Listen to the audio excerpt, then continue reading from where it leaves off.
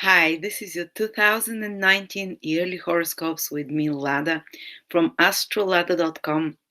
Thank you for choosing me to be your guide for the year 2019. I feel very flattered. And I just want, before we start, and this is the intro for all 12 signs, but it's important for you to watch it. And before I start for each sign, I want to invite you to join me in a little prayer. No matter who you believe in, and what you believe in, just to focus our energy and to benefit the most through this reading. Dear Mother, Father, Universe, God, exalted angels, guardians of every human, those that are helping the evolution of humanity and of every individual person. Please bless everyone who watches those videos and the whole world in 2019. Let those videos and the information that is given here be useful to everyone, so everyone can use it to the most constructive possible ways, to the highest vibration of the planets. And even if there are challenging periods and moments in our life in 2019, let this video and this information give us not only clarity but a meaning and understanding of those more painful experiences that are in front of us, so we realize that life is not an adversary to battle with and conquer, that life is our benevolent good partner that is trying to lead us to discover our true authenticity. It is trying to lead us to a place of happiness, to a place of truthfulness. So let this year 2019 and the information we receive here, let us use it to the highest good for everyone involved, and let us be able to utilize the planetary energies to help ourselves, to uplift ourselves and those around us. Amen. So I want for you to benefit the most. Thank you so much for joining me, by the way, in the prayer. So for you to benefit the most from this, I want you to take a pen and paper and write down 3 things. And some of you would be just listening your sun sign. Others would be just listening to your moon sign. Others bought all the 12 videos, so you'll be able to be watching your ascendant, sun, and moon. But I always advise you, watch your ascendant sign, because if you go to a professional astrologer, they'll look at your ascendant and how the planets are in correspondence, where they're moving from that ascendant. And nowadays, more and more astrologers are using the ancient time of astrology, which is whole sign house system. So these videos are perfect. The whole sign house system is what when first astrologers created it, the system they were using it. So without the house cusps and anything. So the ascendant is the point of incarnation of the physical body. So it is of the soul into the physical body. It is the physical bodies. That's why it shows the most tangible things that are happening to us. That's why I always advise, check the prognosis for your ascendant sign. The moon sign is our inner world, how we feel, our self-consciousness. So the moon usually manifests the second most powerful after the ascendant sign, because we especially strongly identify with how we feel about something, and something that impacts us emotionally. And even though, for example, from the ascendant, some big event might be happening, like changing of place of living, but from the moon, it's shown that, for example, you will be having a quarrel with a friend. For you, this will be a way bigger deal, because emotionally this feels much stronger for you, this quarrel with a friend, for example, than the relocation that's happening. But from the ascendant, it shows the specific things that are happening in your life in a tangible way, because the ascendant is the material body and what is happening to us on our path in that material body. And the sun sign is what most of the people only check, and but that's pop astrology. But still, the sun sign is very important. The sun sign is our willpower, our goals. It's our ability to channel divine intelligence. And the sun sign will show us, looking at the prognosis from the sun sign, will show us especially the things that we are striving towards to achieve consciously. And the prognosis for the sun sign, we tend to have more free will over that prediction, what you're going to read, because the sun is connected to free will, while the moon symbolizes the past. These are things that often happen. The prediction from the moon are encoded from the past, while from the ascendant sign, it's sealed in stone, so to speak, So yes, checking the sun sign is very important, especially because you can direct the events there more with your free will. The moon sign, you feel like it's more fated and it affects your feelings the most and your personal life. And the ascendant sign is the most tangible event. So I would advise start with the ascendant sign and progress. And for you to know, though, a lot of people don't know, the sun sign is the one that everyone speaks about. You know, like, oh, what are you? I'm an Aries. It means I'm born from March the 20th to April 20th, something like that. But and I can give you predictions for, oh, if you're born from March 1st to March 5th, this and this will be happening for you. But every year they change, the sun moves into a different sign a day before or after, and I want to be way more precise for you. So instead of giving you days, we're gonna find the degrees of your sun, the degrees of your moon, and the degrees of your ascendant signs. And for some of you, the moon and the ascendant might be the same, or the sun and the moon. Rarely, but it happens. So for you to find this out, I want you to, and I'm going to share my screen with you. Let me just.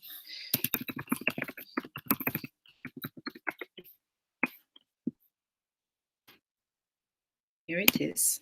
Share. So I hope you see it. Go to my birth website, astrolada.com. You see it here. And go to the birth chart and transits. Or if you have any other astrology calculator, I don't mind as long as it gives you the information that I'm going to show. So here I'm going to put a fictitious person, let's say whatever name. Write your name.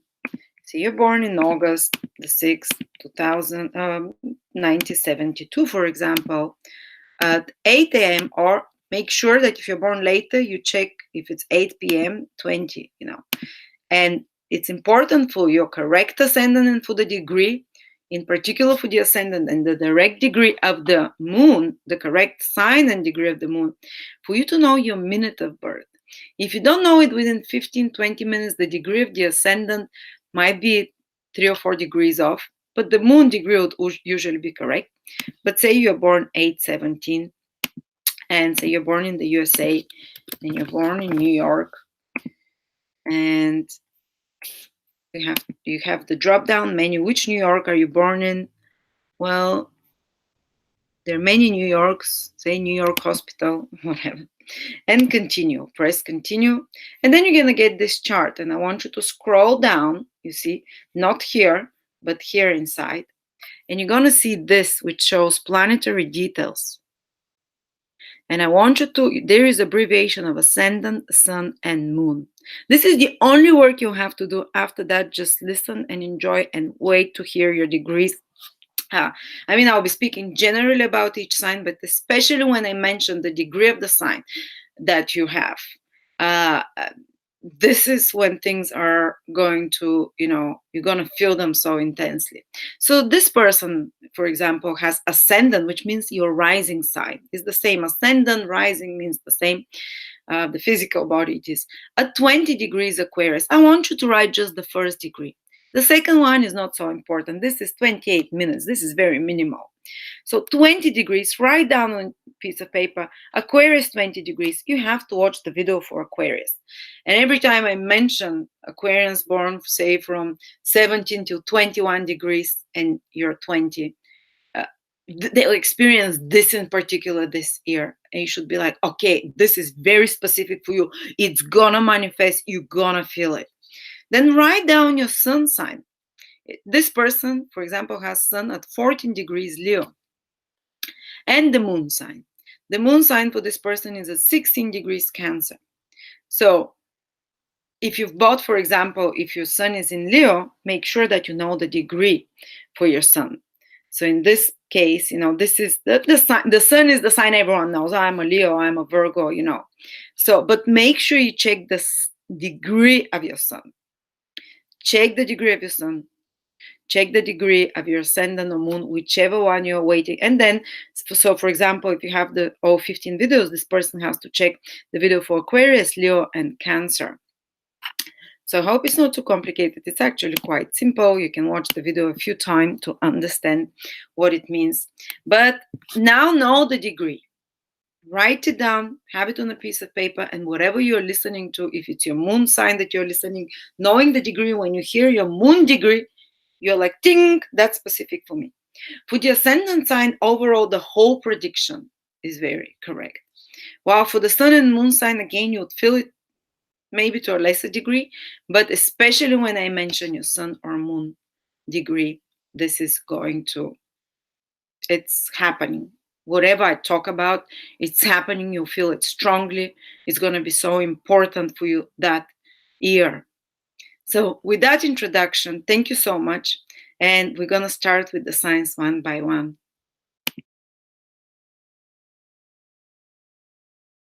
Sagittarius 2019. Well, guys, this will be some year for you. I guess a lot of you have been expecting that year, looking forward to it because you know that Jupiter, the planet that rules you, is coming back. The king is back in its kingdom. So you're gonna start feeling like you're more powerful. You're gonna start feeling, whether it's your sun, moon, or ascendant, it's just going to bring that vitality back into you. And you might have felt in the previous year, in particular 2018, that um, maybe it was more spiritual year for you, but maybe it was harder to manifest, especially in a material way, because Jupiter, the planet that rules you, was in your 12th house. And the 12th house is where our efforts kind of dissolve, or they're more towards internal growth, towards research, towards study. 2018 was a year for you to kind of get prepared, to kind of let behind the past. Maybe there was certain release, and Jupiter helped you with releasing the past, releasing attachment to certain areas of your life. Maybe it was more introspective and internal year for you, more focused on spiritual growth, more focused on your inner world and feelings. A year when you were probably even assessing the past and what has to stay, what has to go, reevaluating your life in some way, just looking within deeper. Maybe there was possibilities for travel for some of you, or for deeper research and studies, which Jupiter in the 12th house is all about, but also some endings and completions. And now Jupiter is returning back into its own sign. So you are entering your own waters. You're Jupiter, ruled by Jupiter. And you're going to start feeling more vibrant, more like yourself now. You're going to start feeling like, I can breathe again. I can be myself. I'm feeling more joy. And especially before 2018, 2017, 2016, Saturn was in Sagittarius, in your sign, guys. And you probably felt that you are not yourself during those years much, because your freedoms had to be restricted. They need to be much more responsibilities. You had to mature, to be serious, not so adventurous. There were some important new beginnings for you as well, but they were kind of a bit forced, and they were, in a sense, with more efforts and with more difficulty. It's surely a maturation process, but you haven't felt like yourself for some time. And now, when the planet that rules you comes back to your sign, especially if it's your ascendant in Sagittarius, the sun and moon as well will feel it. The moons can, people with Sagittarius moon will just feel happier this year. You're gonna start knowing that you're back into your power. You can start manifesting again. You can start making things happen. Because when Jupiter was transiting your 12th house, you might have felt like you try to start something new, but it's just not manifesting, or you can't find the resources, or you can't, it's like the universe is not supporting those new beginnings. Something is being delayed. Something still had to be worked on to be released. And now you're going to start finding in 2019 that when you try and start new things, doors will open for you, that you'd find the inspiration, you'd find the confidence, you'd find the vision, the clarity, what it is that you want, those new beginnings. So 2019, Jupiter in first house, basically the sign of a sun, moon, or ascendant. It's time for new beginnings.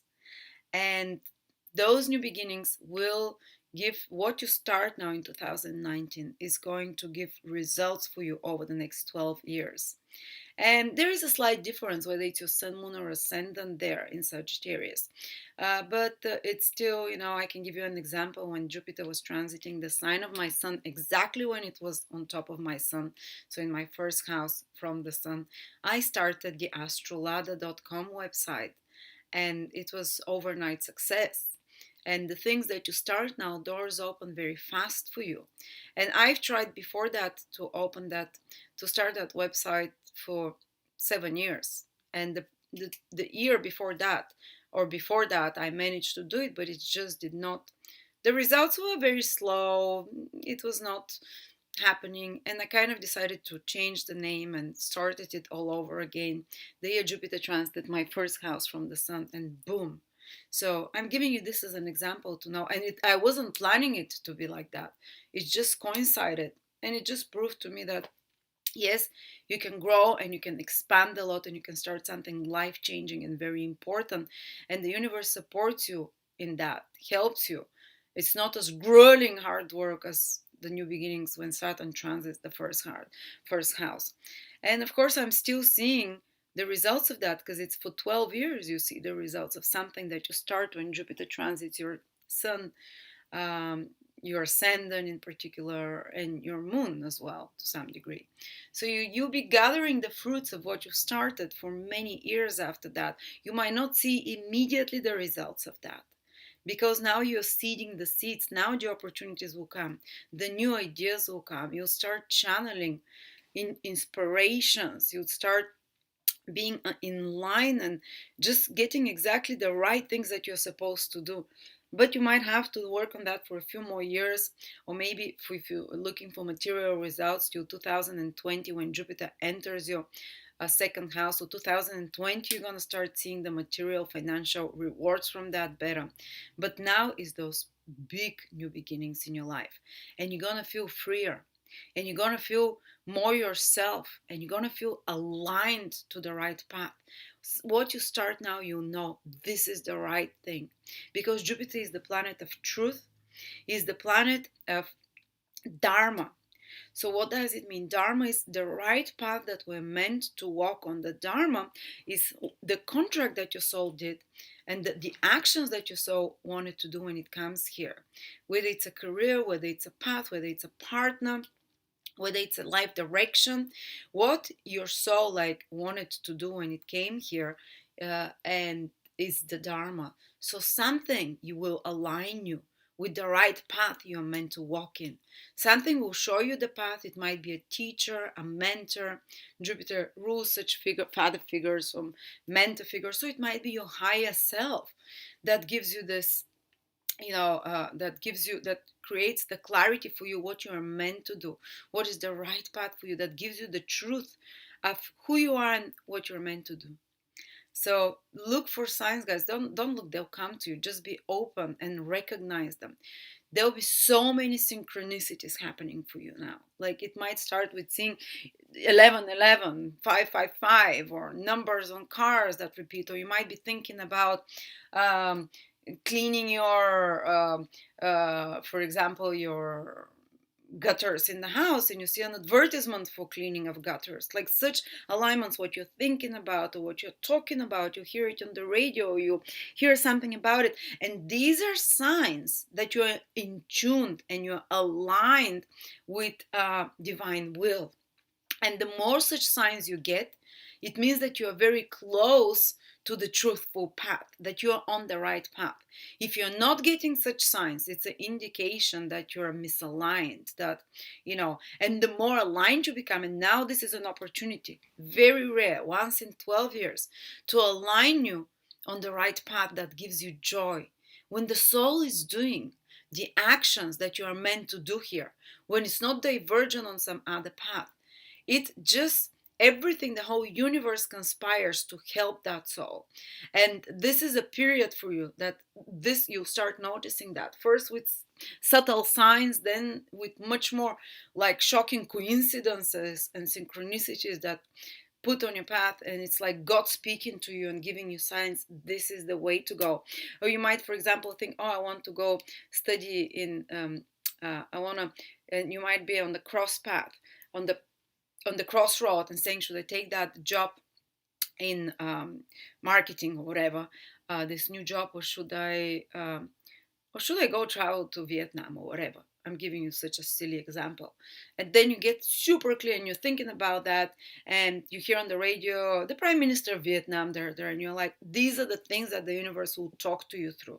And it will show you clearly, with those signs or with strong intuition and being at the right place at the right time, what is the right thing for you. And if you have to rape it and force it, it's not gonna be for you. This will be, if Saturn was transiting your first house, I would say yes, you have to try it over and over and over again until it works, because now you're being trained on how to be persistent, and if it doesn't work, you have to try again. But with Jupiter transiting the first house, Sun, Moon, and Ascendant, synchronicities, the universe shows you the way. Teachers, conversations, you're in um, lucky kind of occurrences to be coincidences, as they say. And you're gonna start feeling like your luck is increasing, like you're seeing the clarity. And if you have a very important decision to make, whether to take this path or this path, because now you'll be put in front of such choices, because it's new beginnings, this or this.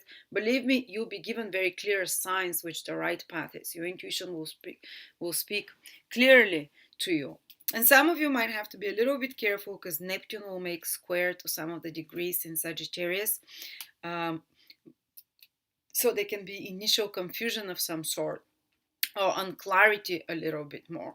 I'll speak about that, what degrees these are, but just staying with Jupiter in Sagittarius is you start feeling in alignment. You start feeling like you're the universe's benevolent and gracious towards you. Things start happening to you, and you start being able to start new things with ease, to initiate big new projects.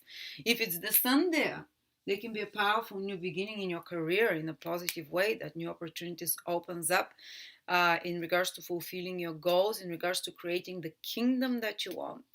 And the Jupiter in Sagittarius is very strong position anyway, because it's Jupiter is in a fire sign. Sorry, your sun is in a fire sign. So you have big aspirations. People with sun in Sagittarius, they naturally have big aspirations. They dream big. They have goals. They want to create some beautiful kingdom for themselves, like very, the sun is the kingdom we create. So you'll be able to take that step towards creating that dream kingdom for yourself, this dream life that you have. There will be support there. There can be something good that comes to you through a male figure. Maybe they can be a new important man in your life that you feel lucky with, that is like a teacher figure that opens opportunities for you. It might be even in a relationship type of way.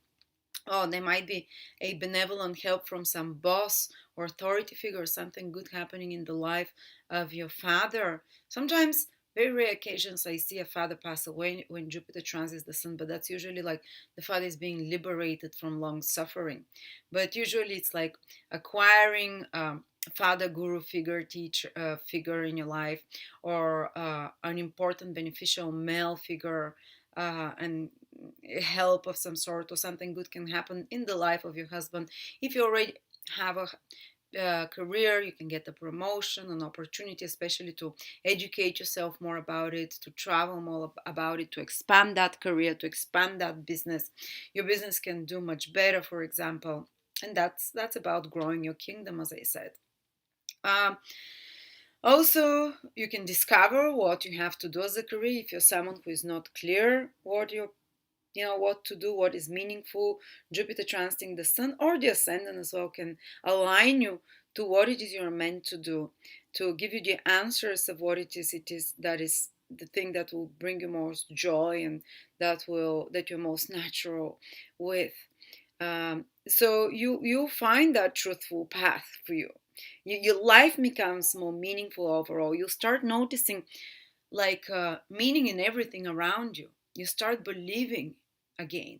Life starts flowing and becoming magical, like manifesting things, like you want this thing, and you kind of and it happens, like you you believe it's going to happen, and it happens, and you kind of have a feeling, oh, I have a strong feeling that there will be a parking spot there, and there is, or have a strong feeling that there'll be, that when I go there, everything will go right, and it usually does. But again, as I said, you can start seeing maybe the results of what you start now might take a few years till you see all the fruits of it. But now is the time for those new beginnings, and Jupiter gives you the inspiration, the faith, the right circumstances to make it happen. If it's your moon there, Jupiter can make you feel much happier emotionally. If you've been in a period of depression or just semi-depression, or not feeling emotionally connected, feeling emotionally disinterested in some way, wow, now you're gonna start sparkling again. You can have faith in life again, faith in yourself.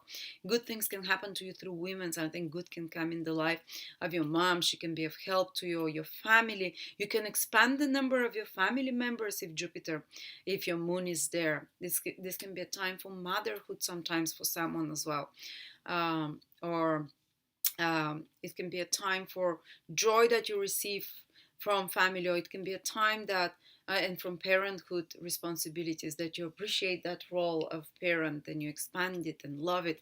Have more fertility as well is likely.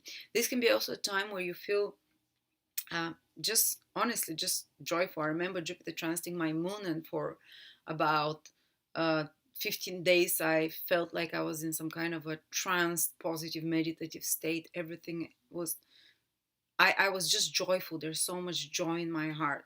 And it was, for me, it happened just once, but for some of you, Jupiter can transit the moon 3 times. And actually, anyone that has sun, moon, or ascendant in the following degrees, from 14 to 25 degrees, they will feel the influence of Jupiter 3 times.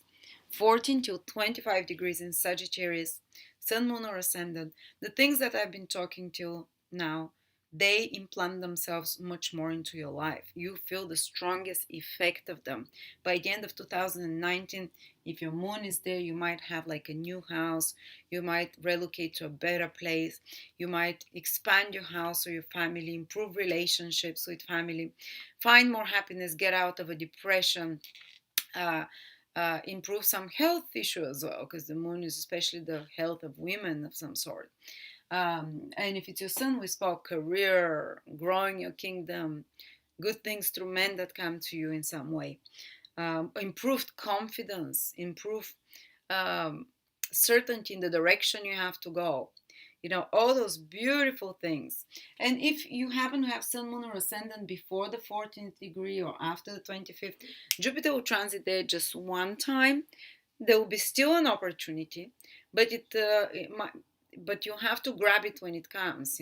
Before 14 degrees, it might happen basically uh, sometimes till March or February, and after 25 degrees, those opportunities you will feel them after uh, September, October, those October, November, more 2019 basically. But still something good in regards to the sun or moon will happen, or if it's your ascendant, your overall life. So new beginnings in your career, new beginnings in your family, personal life, or emotional relationships that are joyful and happy.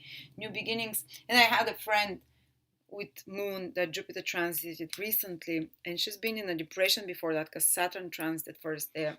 And she came out of that depression, she recovered, she started feeling the joy of life again and inspiration. And she expanded, they made a big renovation in their home and she made it the way she wanted. She found the resources and everything. So these are the things can happen when Jupiter transits the moon with the ascendant. Powerful new beginnings in every area of your life.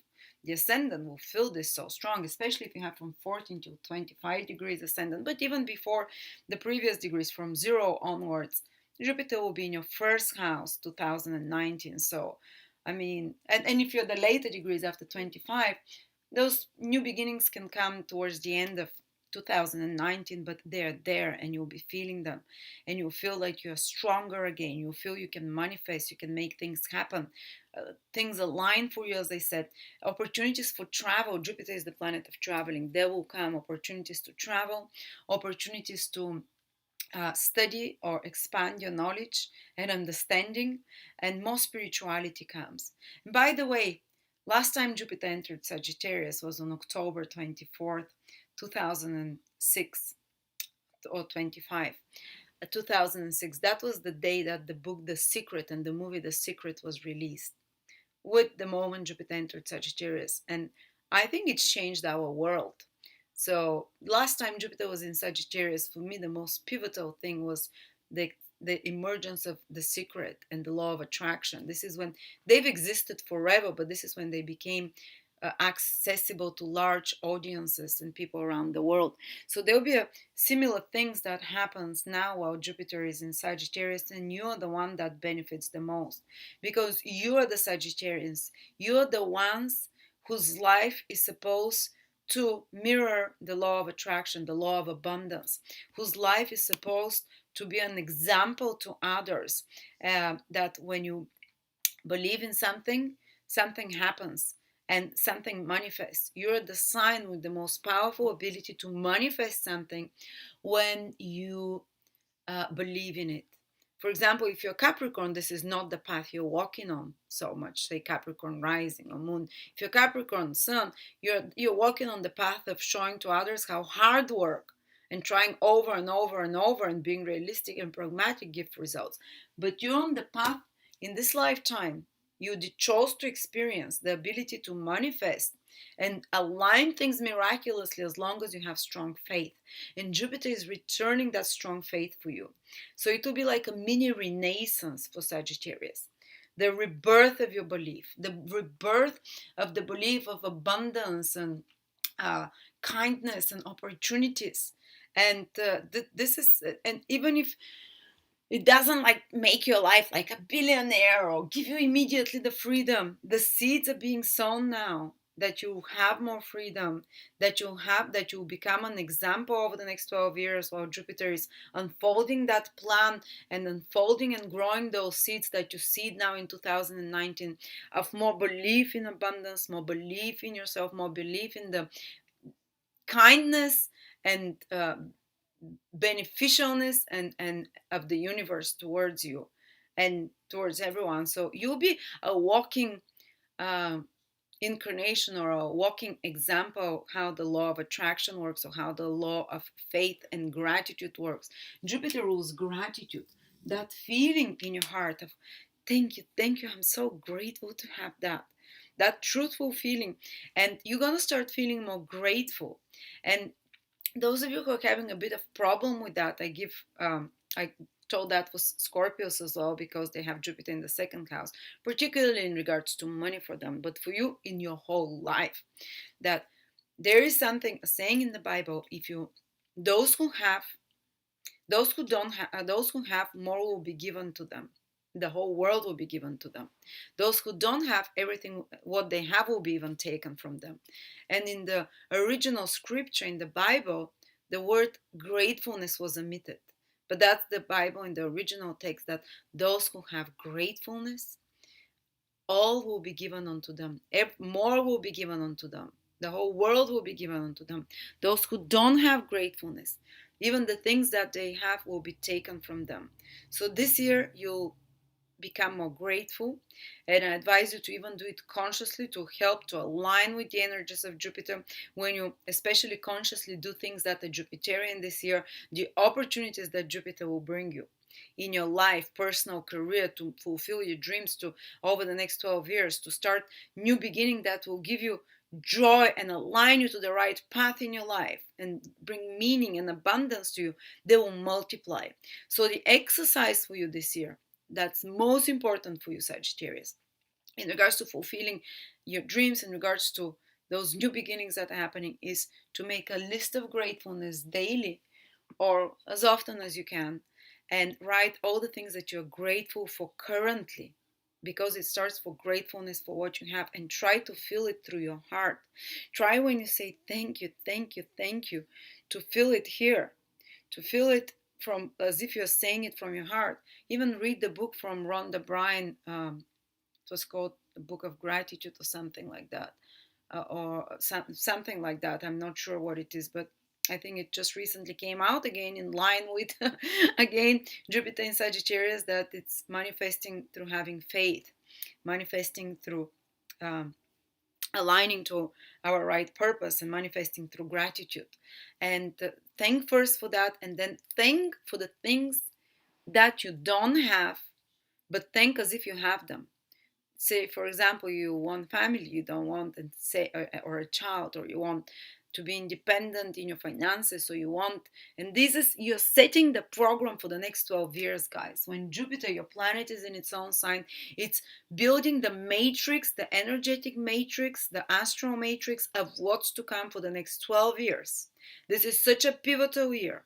As I said again, some people say, oh, Jupiter just passed my sign and nothing happened. Well, I had some ideas, some beliefs change, but those things exactly that happen are the ones that will unfold over the next 12 years. So start thanking first for the things you have, and why you're thankful for them. Think about that. You have to feel it in your heart, and then start thanking for the things that you want to have, but think as if you have them. So say thank you that I have those two beautiful children, even if you have no children. Or thank you that I have this amazing career, that it's the thing that I've always wanted to do, and that I'm so successful, and that I'm so recognized. It feels great. Thank you, God. Or thank you that, it's for anything of those things. Start thanking that the things that you don't have as if you already have them, to make yourself believe like you have them, to make yourself feel, you have to feel it. It's so important, as if you're there. So kind of, you have to a bit imagine it. What does it feel to have that house you want? What does it feel to have the right relationships that you want? How do you feel about it? You might not even see details about what the partner is, or that you want, or what the career it is. You can't fill in the details. Don't think how you'll get it or what exactly it is. Just feel how it feels. Or maybe you want your career to include a lot of traveling, or maybe you want your career to be from home. Uh, Jupiter will make you help make clear what it is that you want over the next 12 years, and will make it clear for you what it is that's actually truly aligned to who you are, and what is part of your dharmic path. And you just have to start vibrating this more. You start through this gratefulness list.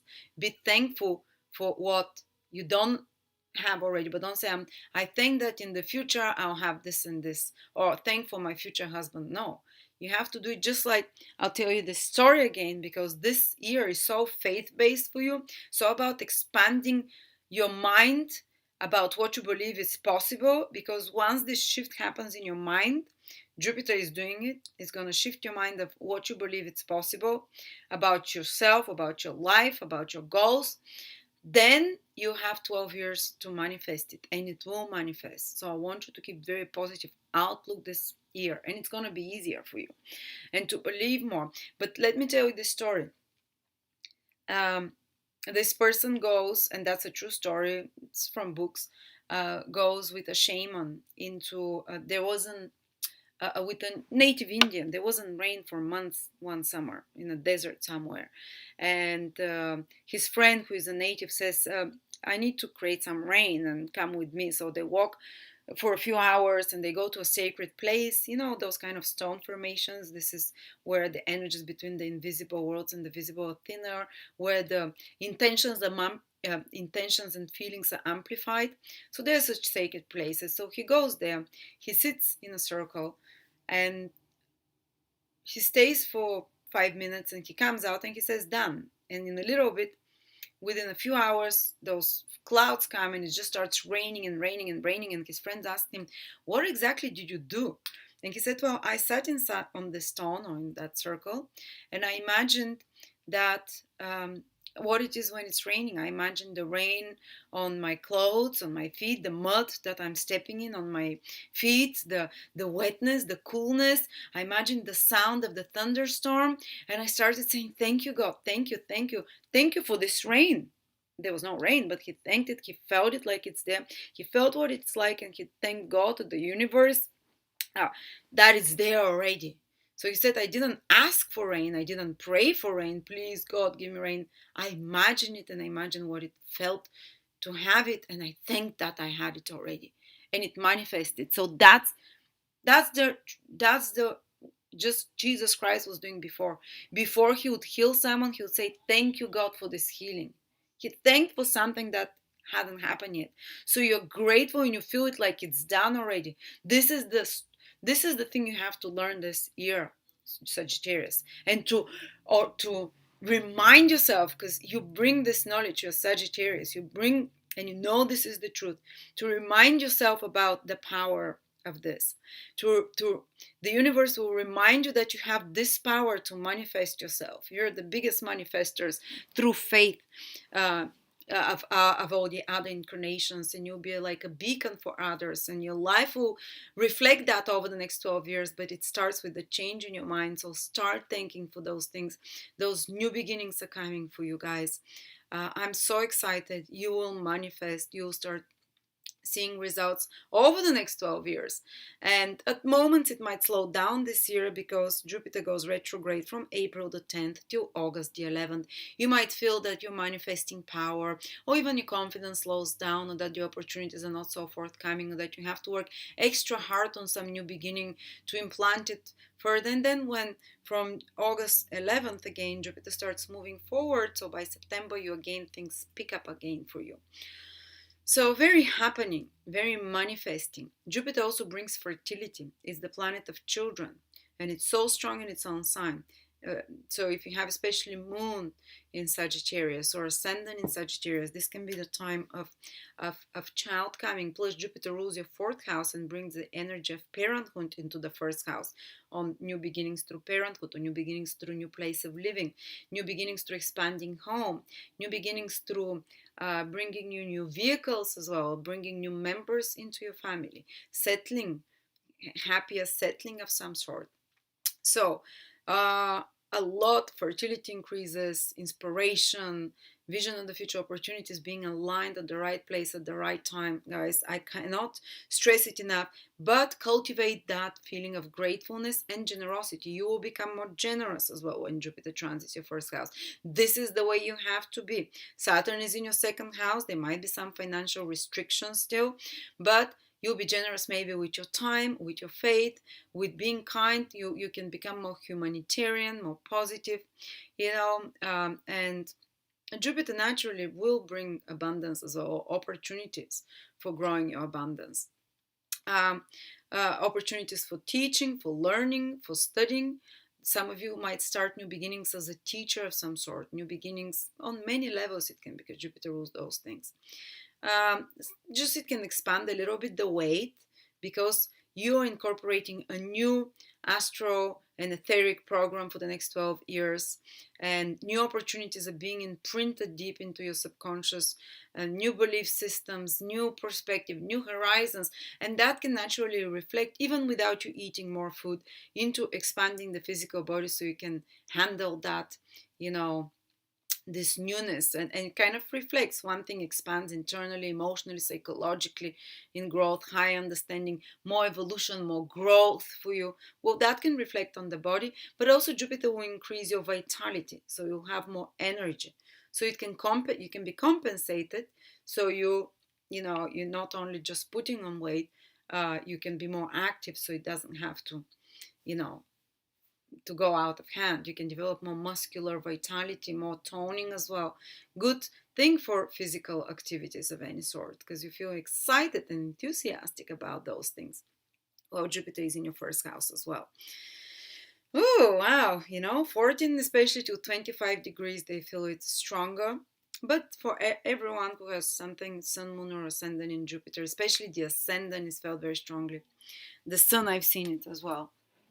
But in more specific topics, like I mentioned, for men, or with career matters, or with the moon, family matters. And well, yeah, I hope you're getting excited, guys.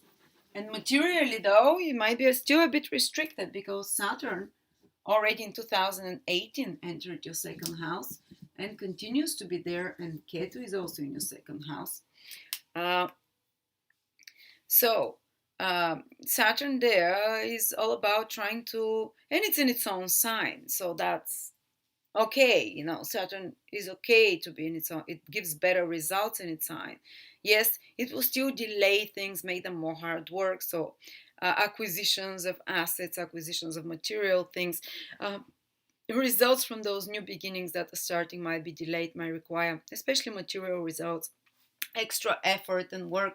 Saturn, though, still can give material things, but after repeated efforts. So now here you have to be a bit more persistent and consistent when it comes down to money, when it comes down to resources and possessions.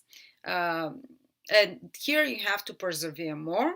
Here you have to be more, let's say, cautious and not restrict yourself, but put some kind of when you consciously do the things Saturn requires, like put some limitations, put some, yes, restrictions, put some uh, boundaries. When you consciously do it, for example, you're saving for something and you're counting pennies, well, then it doesn't have to be that from the outside you don't have some outer circumstances blocking access to money and resources for you. So often I've seen people like they have to tighten up their belt financially when Saturn transits the second house.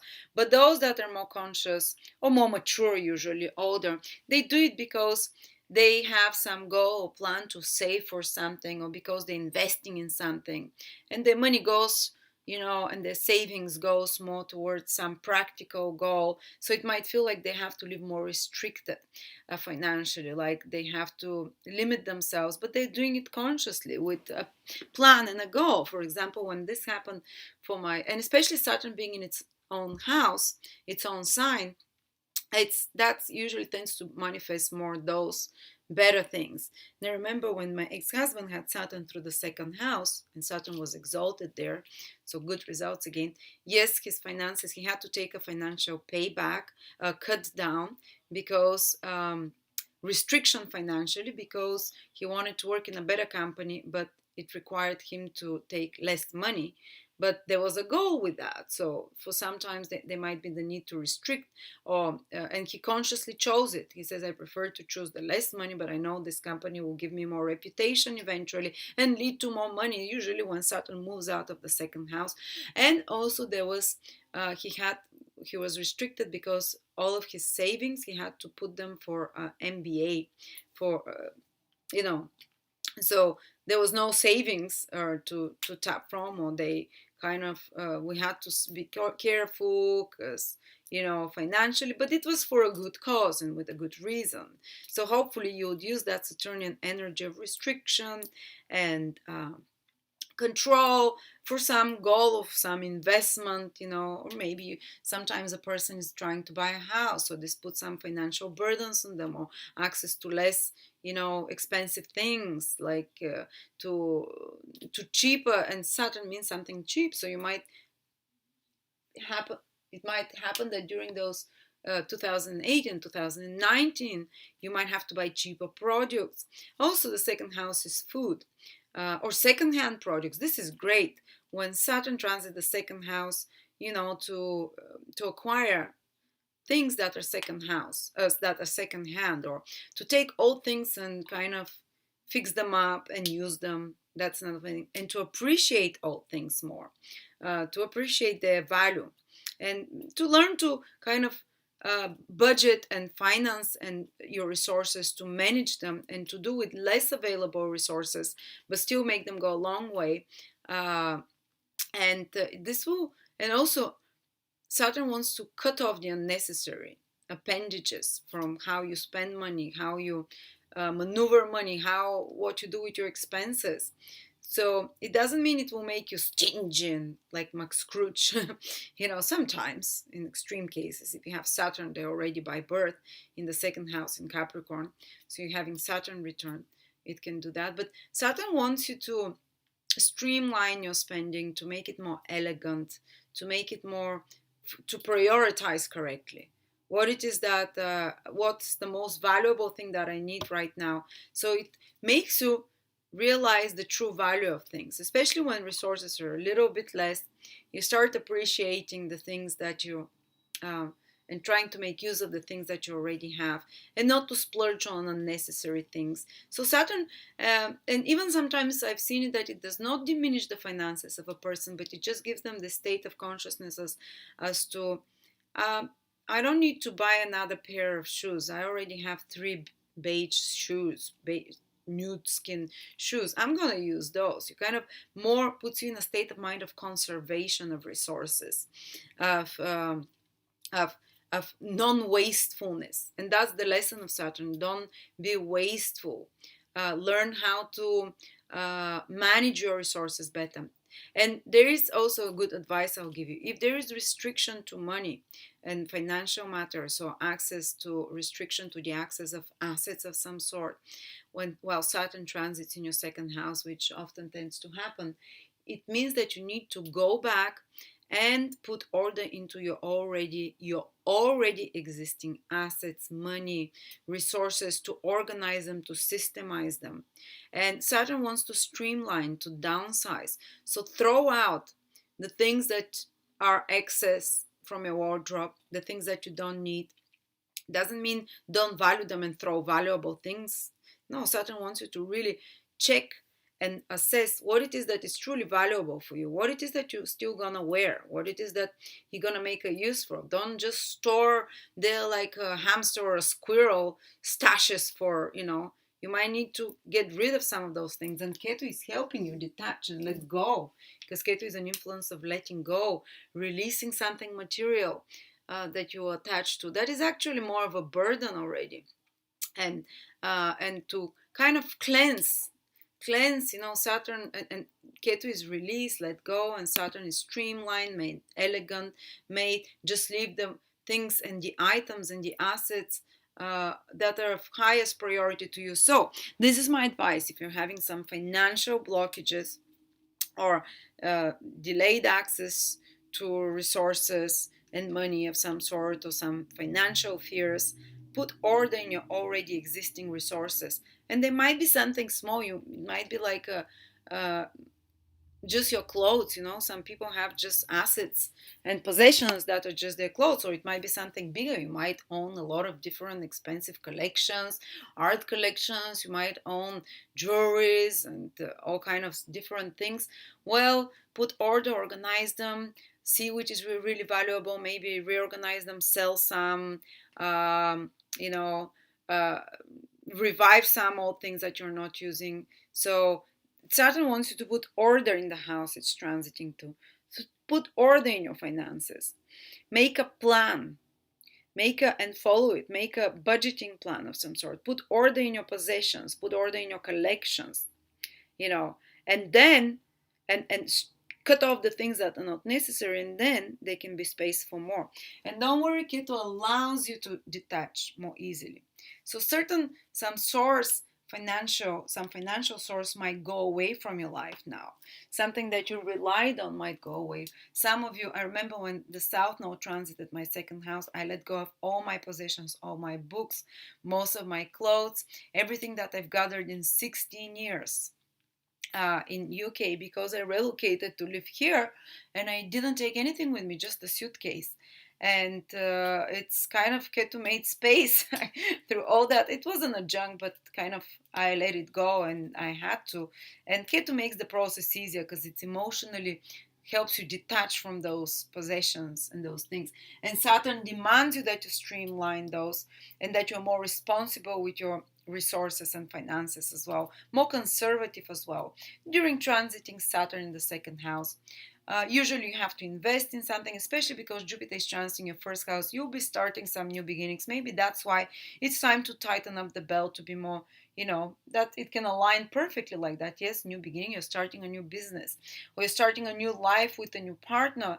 And because of that, you're more cautious financially, and you have to reorganize and see what are your, you're relocating to a new country, or so Jupiter can give beginnings of very different sorts when it transits the first house. And because of that, you might need to get rid of certain possessions and just leave the most valuable and systemize them again. And so that's what is necessary. And again, as I said, if you're having blockages that are not your own doing or restrictions, That's what you need to do. Like, see what is really valuable for you, what is worth keeping, and what you can let go of and remove. And Ketu helps you remove it, and it's gonna leave a lot more place for other things. So if you want your finances to fare well and to make and better, do this. Get rid of some, release some attachments. You will have more financial fears when Saturn transits the second house. This is normal. One becomes more fearful and tries to hold on to the things they have already because they have fears. But Ketu says no, release, and Saturn says streamline. So you have to go against that fear, and be, again, as I said, be cautious. Be If you're investing money, invest in something that is more um, traditional, something that's more secure, like property usually, or something that is. Don't invest your money in anything that is high risk, because you're gonna lose. Get to loss of something. Saturn needs something traditional to invest your money, or something second hand, or something old. If you're buying valuable things, you might have to test them a few times, or if you're buying valuable things, buy antiques or second-hand things, or something that's been repaired. It will be better this time. It will be better for you. And you say, oh, but I want an expensive pair of shoes. I can't buy a second pair of shoes. um, Go to take an old pair and revive it, or something like that. Or if you're buying some equipment for something, try and buy second-hand equipment.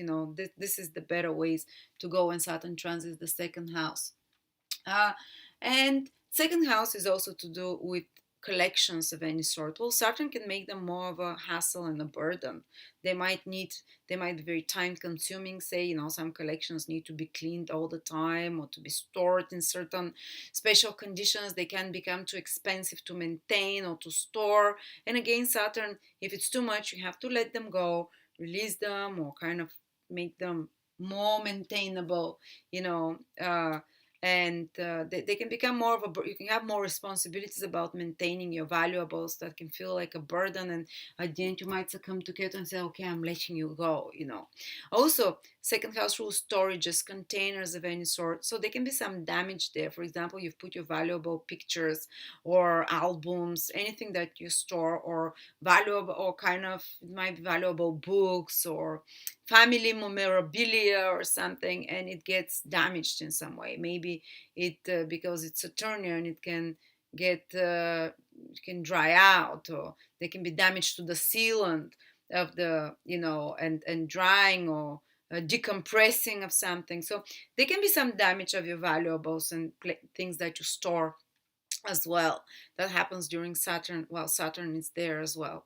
And the second house is the foods we eat, and Saturn can limit the access to more nutritious food sometimes, or even a person might feel like eating more stodgy foods while Saturn transits the second house. So foods that are more dry, that are more, let's say, uh,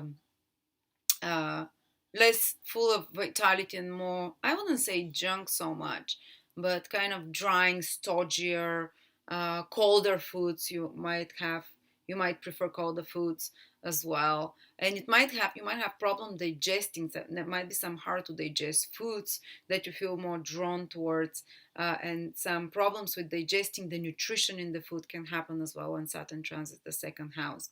But Saturn transiting the second house gives fantastic, tremendous staying power when it comes to dieting. Because Saturn, if you don't restrict yourself consciously, it will restrict you from outside. Like, you can ban access to good foods or something, or the nutritious foods, or having to keep a diet because of something. But when you do it consciously, it can be a great time to impose some discipline in your eating habits, to learn to eat slower, for example, to consciously learn to eat slower, to learn to eat more often but smaller portions. Saturn means to do something repetitively but in smaller portions, not like sit for 2 big meals a day. Maybe just some kind of a fasting. This can be great time for fasting as well, some kind of restricted diet, like turning into vegan, eliminating something from your diet, fantastic time. And actually that aligns well because Jupiter is in your first house, that can make you put on weight, but Saturn in the second house give you the perseverance, the self discipline, and the staying power to restrict yourself with food in some way, or even to go more extreme, to go on a more austere diet of some sort, or just to eliminate. And it will require willpower, but Saturn gives you that staying power and repeated effort. It might not happen from the first time you try it. Say you decide to become vegetarian, or you decide to do fasting once a week for 24 hours, or you decide to limit gluten or something like that. That it might be imposed on you from outside, because say you just realize you're gluten intolerant, so then you feel miserable. Or you might decide to impose it on yourself. But also Ketu is helping, because Ketu is to let go of something, to detach emotionally from it. So Ketu is going to help you detach emotionally from the from this from the emotional value of some that you give to certain foods. But Saturn allows you to do some fasting and to hopefully balance that Jupiter in the first house, that can expand the body in some sort, and to regulate your diet more, and what you put in your body as food, as drinks of any sorts as well.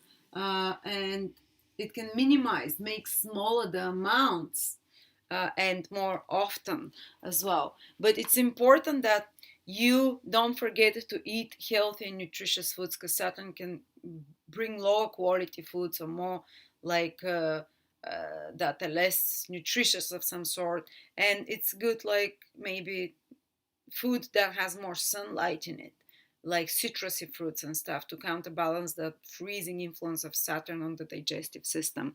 Plus, the second house rules the teeth, and Saturn can indicate that there's some prolonged dental work that you're doing. When it's transiting there, it's a possibility, especially from the ascendant, less a degree from Sun or Moon, but still. So some extensive dental work might be happening long term, like, or Saturn also rules the lips, the mouth, the skin, so it might dry out a little bit, especially on the face, because Saturn is cooling, drying, cold, freezing. There might be like freezing or cooling or dryness of those body parts of you. And inclination to a bit more cold as well on the throat, because this is Saturn in the second house. The eyes is as well the second house, that you can feel like dryness of one of the eye. And I've often seen it, people with Saturn in the second house, they have, by birth, they already have dryness, much more drier eyes, or at least one of the eyes, than others, and they often can be short-sighted when Saturn aspects the rule of the second, or is in the second. So for some of you might signal some short-sightedness that appears. For others can signal some dryness of the eye, just warning you, some dental work, dryness of skin and stuff like that. And it's but again, if you're more traditional with your money, if you're more cautious, you can, and Saturn can manifest when it's in the second house, finances, especially after it. From 2020, you're going to manifest materially, Sagittarius, because Jupiter enters the second house, and the hard work that you did to create more financial security and stability will pay off. Then you'll see the tangible results. Then now it might feel like it's more hard work, but it's a work you need to do, and you might feel like you're disinterested in all those things to create material security and stuff, because Saturn can create disinterest and apathy. But you have those responsibilities, and you really have to do that groundwork, that cleaning of priorities. There might be crisis of values as well. So what is valuable in my life? And you experience some crisis and reevaluate all of those things. And what are your priorities materially? So, but you have to take care, because Saturn is to do work, responsibilities, to try with repeated effort when it comes to your finances. Then you can have good and very stable, long-lasting results. And actually, Saturn is creating the foundation of your material wealth for the next 29 years. It's creating the state of mind for your material wealth, and the hard work that you're doing now financially can be paying a lot more in the future. And at the same time, while Ketu is in the second house, making you let go of certain, material attachments or certain old values, Rahu will be in your 8th house. Wow, now that's a memorable one. Wherever Rahu goes, it amplifies the effects of that house. It amplifies it so much more. It's like that's why the Western astrologers they say Rahu is like Jupiter, it expands. Oh, it amplifies a lot, multiplies. The 8th house is sudden changes. And look how much in line this is with Jupiter transiting your 1st house, because Jupiter wants new beginnings and it will bring them. 8th house is sudden change of identity, the death of an old self and the rebirth of a new one. That's why 8th house is the house where you give birth of babies as well, where the house where someone dies and when someone is born, rebirth, so it indicates 8th house where there is powerful new big transformations like death and rebirth and birth. So Jupiter wants new beginnings and is bringing them to you, new opportunities. And Rahu can make those very sudden and very fast. Sudden death of an old part of yourself and very speedy changes. You're not going to be sitting and thinking, it's almost like out of your control because Rahu is fated. So those big transformations of yourself that are going to happen in 2019 on a deep psychological level, they happen forcefully and fast. And they can be very exhilarating as well, but a bit shocking. The changes of the 8th house are always shocking. Rahu can increase the number of crises that happen, but Jupiter is making you start a new beginning there. And it's going to bring this alignment to fortuitous circumstances and opportunities for you. But Rahu is assisting you with those sudden changes, is assisting you with sudden change of your identity, sudden change of, and miraculous healings can happen as well when Rahu transits the 8th house. I had both Rahu and Jupiter transiting the 8th house from my ascendant the year that I was healed from a long-lasting uh, state of dissatisfaction in life and state of emotional pain. And it happened on a very overnight. It's like miraculous healing, even from health conditions. They can be miraculous healings that happen on you. Miraculous healing from some state that you've been for a long time that you considered chronic, and suddenly Rahu can amplify and speed up those processes, and suddenly, bam, and there is new beginning, and Jupiter is bringing more vitality to your body. Miraculous changes through sudden deaths and very fast changes through sudden death. It's not who you is dying, but it's these deaths, real or symbolical, benefit you in some way. For example, that was when Rahu transited, that was the death of my marriage, but at the same time I benefited a lot. It was the best thing that could have happened for me. And materially, you can benefit through other people when Rahu transits the 8th house. So, for example, someone leaves you an inheritance, some sudden crisis happens, death of someone, then you get inheritance. Sudden rise through help that comes to you through another inheritance, or some kind of little accident or accidents that is the 8th house can happen, but it brings you a big insurance payout, 8th house. Or, for example, if a divorce happens, you can get a big payout for alimony or child support or something like that from the partner. Or maybe suddenly your partner can start making more money, and that increases, and that's sudden, it's fast, and that creates a big change in your life and increases the resources that come to you through others. So you see, yes, there might be some complications with your finances, having to let go of certain financial assets, possessions, some source of security, but new ones are coming, but through others or through some sudden crisis that happens, but it's beneficial, it brings you. For example, my income while Ketu was transiting the 2nd house in Rahu and Jupiter gate increased 3 times. So I was thinking, oh my God, I'm going to lose money. Well, I lost all my possessions, but I'm like, okay, it's junk I've gathered for 12 years, for 16 years before. And then my income increased by collaborating with others, or resources that came to me through others. So if you have business partners, or if you're working on a mutual project with someone, sudden rise can happen financially to you through such sources. Or maybe you can find a lover who gives you money, all of a sudden you can meet a rich guy or woman that starts helping your Rahu transit in the 8th house. Yes, you might have to let go of something, and you might have some, Saturn issues that you're working on your finances yourself. But Rahu can give this from another source, or might be some hidden money that comes to you, some undocumented or unofficially declared, not officially declared source of income can come to you. That's more private, that's hidden. This is the 8th house. And also you can benefit through tax returns of some sort, or you can benefit some people when Rahu transits the 8th house, because Rahu uses any means necessary, even if they're not the most moral.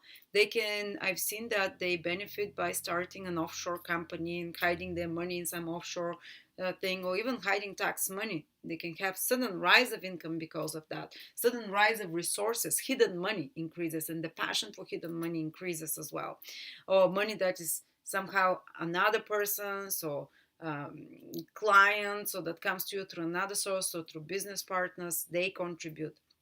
And also this can be if anyone who works in with other people's resources, taxes, insurances, inheritances, emergency services, they can have a sudden rise in their and passion for their work, and intensification, enhancement, and privileges that come to them through that career more this year, which is 8th house career basically.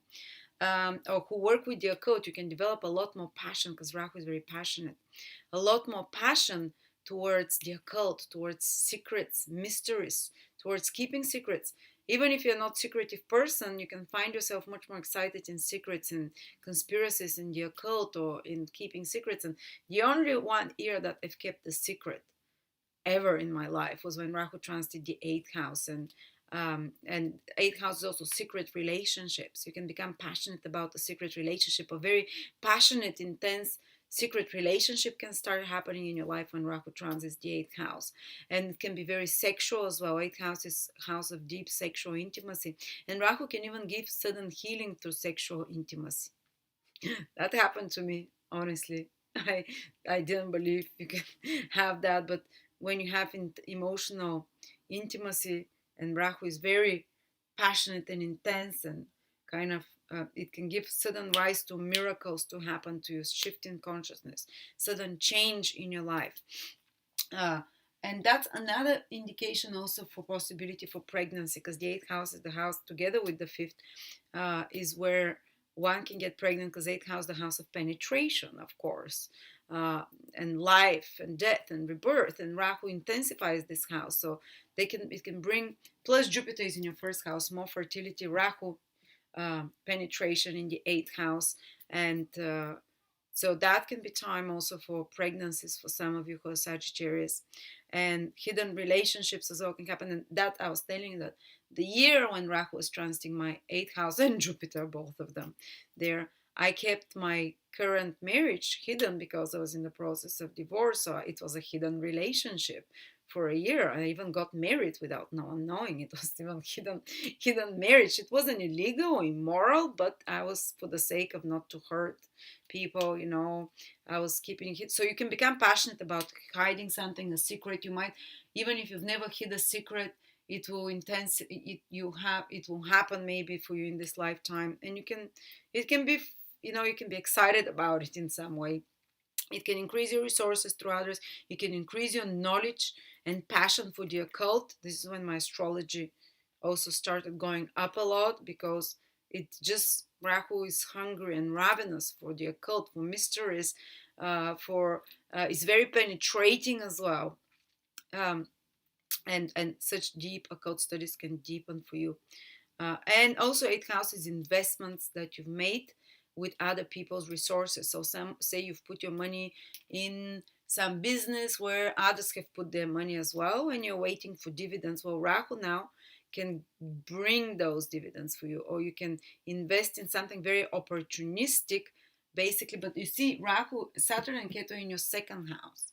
If you're buying something, buy something conservative. If you're buying, don't buy something crazy new. But if you're investing with other people's resources, you can take risks. Only with other people's resources, or if you're investing with some resources of pooled money, and those risks will pay off positively. But with your own money, in a sense that how you're manipulating them, what you buy with them, you have to be conservative. All right, so sudden miraculous healings can happen, but sudden crisis, Rahu intensifies the number of sudden shocking changes, identity changing, and that's kind of in alignment with the new beginnings that you're going to go through. And they happen very fast, and you don't linger on crying for the loss of that old self or this old life. Rahu makes you passionate for the unknown, for the eighth house of the mysterious, for those big transformations of death and rebirths, and Jupiter is bringing those new beginnings. So very interesting year for you, Sagittarius. And I want to mention that some of you have to be a little bit more careful because Neptune is currently going to make a square aspect, and that's a more challenging one. And the Neptune transits are very rare. Once in a lifetime it will aspect your ascendant, sun, or moon at this degree. If you live very long, maybe no, rarely, never twice in a life. Maybe if you're born with this aspect, it can repeat, but never twice in a life. So Neptune will be moving, especially from 16 degrees till 19 degrees. So if you have Sun, Moon, or Ascendant in Sagittarius, they will be affected from those degrees from Neptune.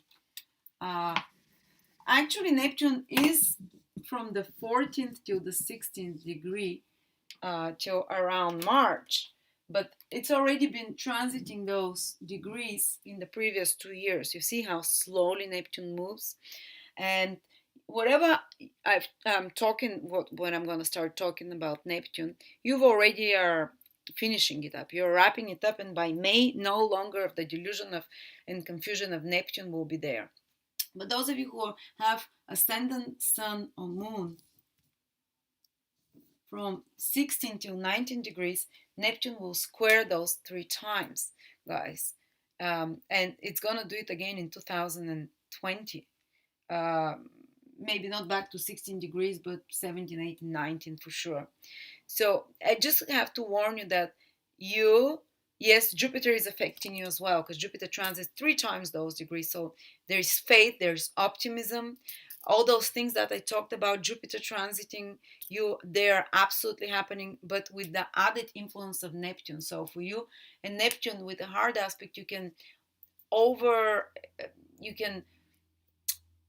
expect, or you can expect something that is a bit unrealistic, and you might be still, you're going to be able to manifest. Jupiter transiting your ascendant or your sun or moon in those degrees will bring new beginnings, but some of them might not meet the expectations that you have. You might have imagined it way bigger or way different, and there'll be something that you did not calculate correctly or you did not expect to be exactly like that. So there might be some kind of confusion or disappointment to some extent, or because you didn't, the steps that you took to those new beginnings might be a little bit unrealistic or lacking groundedness. So for you, I would advise to have, because at the same time Saturn is making a sextile to this Neptune, so I would advise you to in order to make sure those new beginnings that are starting, those opportunities, that you don't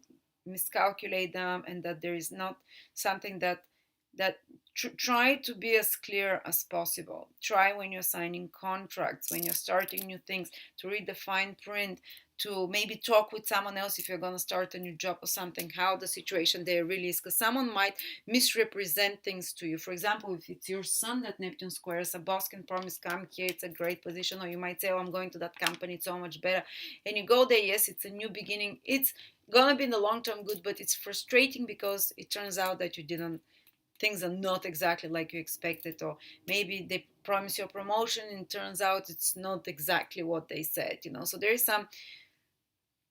the possibility of being promise things too much which don't come to fruition, or they're not exactly like promise. And I advise you also, don't do the same yourself. Don't over, you need to find some more groundedness and ask for advice, or maybe ask the experience of more mature older people to help you, because, and to ask for counsel from someone who is on this situation, from someone who is like an outside figure, who is not, who is like an outside detached observer, to give you advice, someone more experienced to tell you, whether it's for business, for relationships, especially if it's the sun, it can be relationships with men as well, that they're very glamorous and attractive, and yearning for them, but there's something that is not fully clear. Maybe they say something, do another thing, they promise something, but they can't fulfill that promise, or that there's something secretive or hidden about them. Or if it's the moon, it's about any relationships, because the moon is emotional connection. If it's the moon, also be careful for your home. There might be some water damage or some erosive processes, or there might be some clarity in regards to where to live and what to do. But Jupiter is bringing new beginnings, but you have to be more cautious to the details and not to get misled. But again, Neptune squaring the moon, it's a strong indication. It's a good for relocation, especially to far away place or a place somewhere. But check for water things, situations as well. And if it's your ascendant, again, relationships, because the ascendant is the axis of relationships, you have to be more cautious again if someone doesn't promise something and they can't deliver, or that you're not giving mixed signals to people as well, that you say one thing but do another, or that you're not really clear what you want from that relationship, so you kind of wishy-washy, and it will be reflected to you by attracting also unreliable people of some sort, or unclear situations in your life. And if it's the sun, it can also mean that you're a bit unclear about the career or direction, and you need more time alone, because Neptune is about going within, and you're the ones that might get a little bit more kind of wrong intuitions. As I said, Jupiter in its own sign, it increases the access to truth, but you this year still have a little bit of possibility that you might not be, that there might be some, because Neptune is more powerful than Jupiter in a sense. Psychologically, it's a further away planet, it can overpower, but still you'd have a lot of access to truth, because Jupiter is affecting that. So even if so, those miscalculations or misleading or confusions on clarities or misalignment with your intuitions are happening, or as I said, even some kind of downright being misled in some way can happen.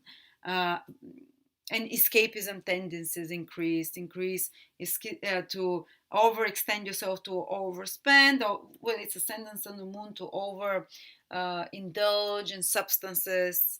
Neptune is that, to escape realities, or to overindulge in unrealistic dreams. But again, if you're in a career which is Neptunian, which is healing arts, which is something artistic, which is to do with alcohol or drugs or pharmacy, if you're in a career that's to do with spiritual guidance, then that can be, even the hard aspect of Neptune can manifest well for you actually.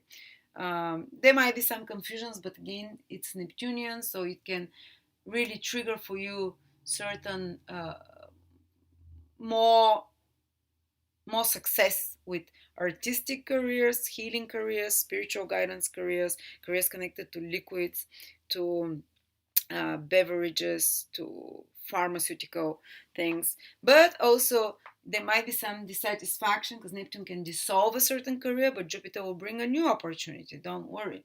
Just be careful that the new opportunity you take, that you check properly what it is. Neptune can dissolve a certain living situation, moon, but Jupiter can bring a new one. Neptune can dissolve certain aspects of your relationships and who you are, and some confusion there, but Jupiter will bring new beginnings for you and more clarity in regards to who you are. So Jupiter is to a great extent correcting this kind of more erosive, insidious, and confusing influence on Neptune. And you just have to have faith, and to kind of use a bit more of a practical consideration there. Maybe ask for the support of some more experienced person, down to earth, or as I said, independent figure who is impartial to the situation. All right, Uranus and Neptune are not affecting you. Sorry, Uranus and Pluto are not affecting you in any way because Uranus goes in Taurus. And what do we have? Mercury retrograde. Let's see those periods when things can go a bit wrong or more hectic because we have to fix certain things. In March, Mercury is retrograde in Pisces, which for you is your fourth house. So, Mercury retrograde in your fourth house most of March. It can mean that you're doing some reorganization at your home, that you have to repair or fix something there, that there might be some very important conversations that have to happen with family members or about personal matters, because you need to re-examine the situation there or to change the rules. They might be getting in touch and with your family. For example, you haven't seen your mom, you can see her, you visit your country when Mercury is retrograde. That's another. Or maybe you can redo something in your home, or if you're doing some repairs in your home, they might take longer, you need to fix something extra. You have certain more organizational and planning responsibilities with properties. If you're already in a career that's connected to property, like real estate, decorations, that can be more intense time of work and redoing something and putting extra efforts there. But the final result can be very good. Also, there might be the reviewing of a car. If there's some issues with the car, to have to fix them around that time. Um, and that can be a bit stressful as well, but you know.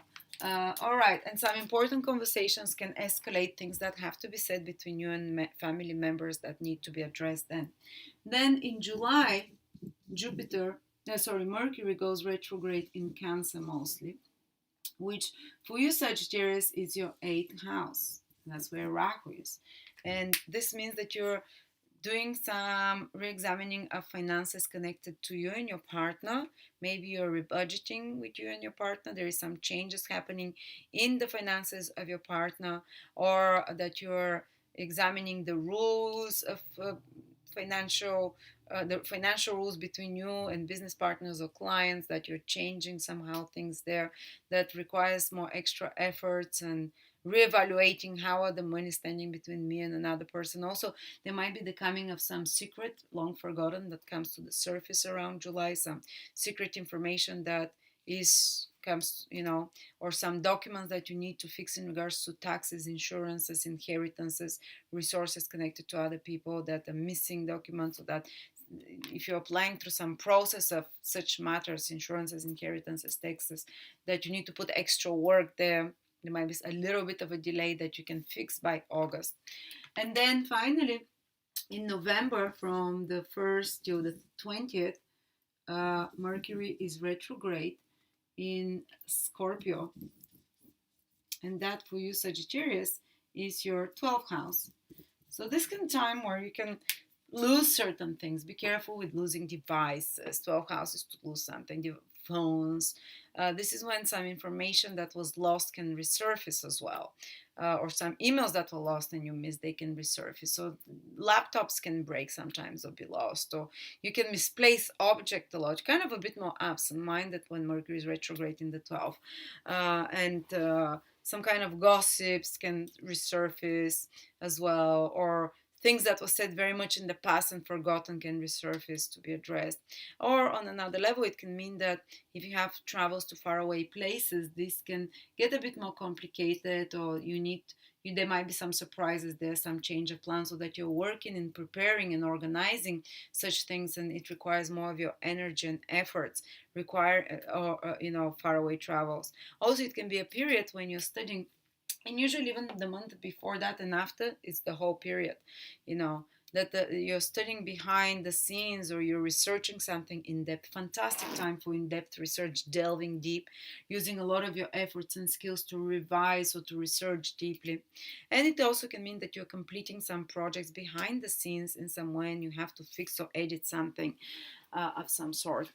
All right, there we go. And then the periods when you have to be more careful for altercations and for kind of when you're most energetic, but also where you have to be careful for stresses, for anger issues, for little accidents, and for alienating or fighting with people, are when Mars enters the your first, fourth, or 10th houses. So Mars enters Gemini from the whole April, from the start until the middle of May is in Gemini, till mid-May. So April, a month and a half, and part of May, Mars is going to be in your seventh house.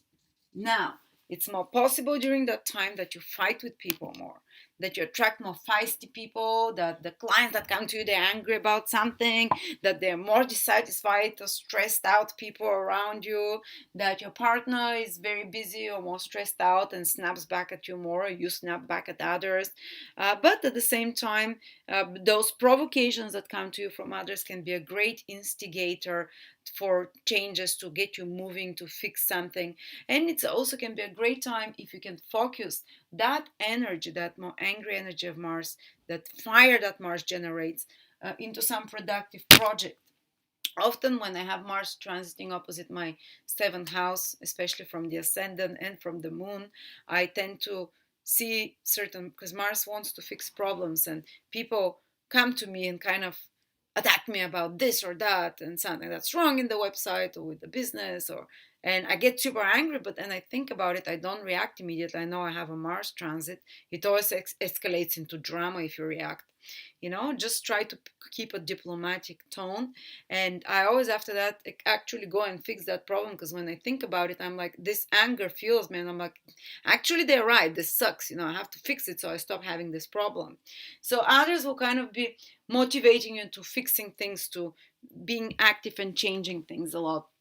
uh, and also it can be great for some mutual project. If you're doing some mutual project together with another person, you'll get a lot done, and another person can motivate you. It can be a great time to get like a fitness instructor to motivate you, or to work out with a friend or something like that. After that, Mars goes into Virgo. That's the next time you have to be careful, from August 19th till huh? Sorry, from August 19th till, and the whole September basically. So September and August, Mars goes into your 10th house. That's a very, very active period for your career, for your public image. Mars goes there once every 2.5 years, only in your 10th house, Sagittarius. You'll be very busy with work things. You'll be very busy with projects. You initiate some new projects, so get a lot done.